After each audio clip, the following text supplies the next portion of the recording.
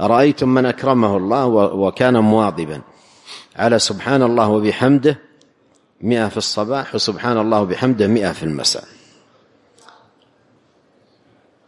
النصيب الذي أكرمه الله من الامتثال لقوله وسبح بحمد ربك، وسبح بحمد ربك قبل طلوع الشمس وقبل غروبها، سبح بحمد ربك قبل طلوع الشمس وقبل غروبها. له نصيب عظيم جدا من هذا الأمر الإلهي.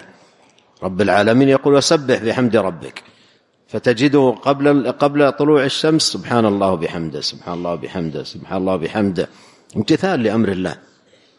وقبل الغروب سبحان الله وبحمده سبحان الله وبحمده سبحان الله وبحمده، يعدها 100، لأن النبي عليه الصلاة والسلام نص على هذا العدد، فيعدها 100 كما أرشد النبي صلى الله عليه وسلم إلى ذلك. ولهذا يعتنى بالذكر، ويعتنى بهذا الذي نص عليه في الآية وسبح بحمد ربك قبل طلوع الشمس وقبل غروبها.